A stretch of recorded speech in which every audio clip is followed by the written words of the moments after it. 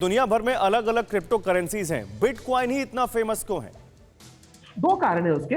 सबसे पहली जो क्रिप्टो करेंसी थी, जिससे पहले के माना जाता था कि इस प्रकार की करेंसी बन ही नहीं सकती, वो थी बिटकॉइन। तो क्योंकि वो नंबर 1 थी, सबसे पहले आई थी।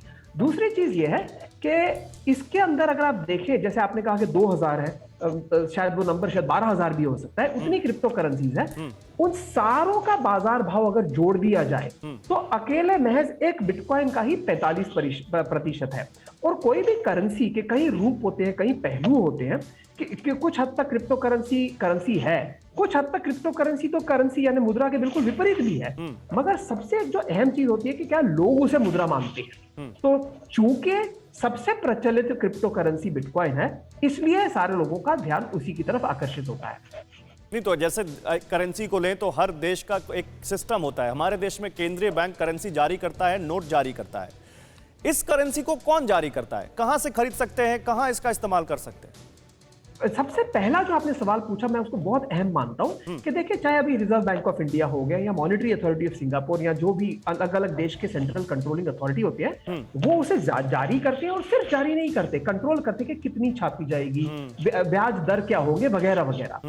तो क्रिप्टो करेंसी में ऐसा होता है कि ये जो निश्चय किए जाते हैं, ये कंप्यूटर प्रोग्राम के जरिए किए जाते हैं। और वो जो कंप्यूटर प्रोग्राम है, वो सब लोग पढ़ सकते हैं। मतलब जो कोई आरबीआई हो या कोई और संस्था हो, वो क्या डिसीजन लेगी, वो उन लोगों की एक्सपर्टीज पर डिपेंड करता है। यहां पे क्या डिसीजन लिए जाएंगे, निर्णय लिए जाएंगे, ये एल्गोरिथम के जरिए पता किया जाता है। इसलिए लोगों को ये बात पसंद आती है कि भैया यहां हमें पता है क्या होगा, हमें कोई सरप्राइज नहीं मिलेगा। इसे कौन इशू करता है?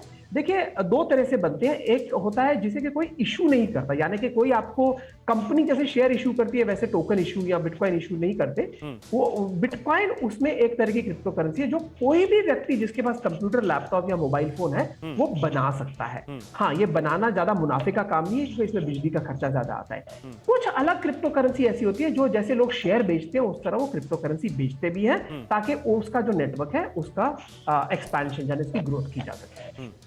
लेकिन फिर मुझे अजीत एक सवाल और बताइए ना, आजकल हम बहुत सारे विज्ञापन देखते हैं जिसमें बहुत सारे एक्सचेंज क्रिप्टो करेंसी में लोगों को ट्रेडिंग करने के लिए कहते हैं, ऑफर करते हैं, बहुत सारे तरह तरह के ऑफर दे रहे हैं, बहुत सारे टीवी पर, अखबारों में विज्ञापन देते हैं। क्या इन एक्सचेंजों पर ट्रेडिंग बिटकॉइन पर कैसे होती है, और इन पर ट्रेडिंग के जरिए क्या हमें सही में वो बिटकॉइन मिलते हैं? ये ट्रेडिंग का सिस्टम क्या है?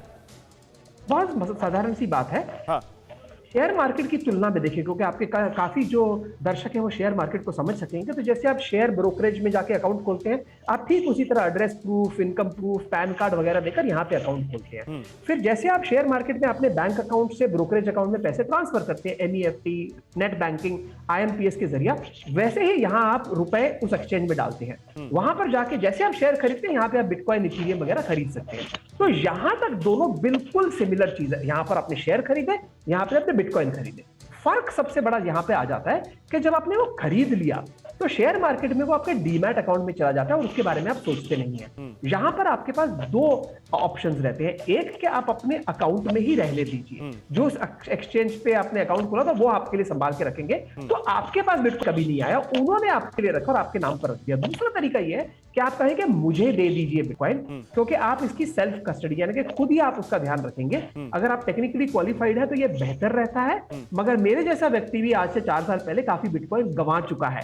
तो अगर आप ऐसा करने चाहें तो इससे पहले आप ये समझ लें कि आप ये कर पाएंगे। आप भी इस आग में अपने हाथ जला चुके हैं, शायद तभी कहते हैं ना कि ठोकर खा के इंसान सीखता है कुछ, तो आपने शायद तभी ये सीखा।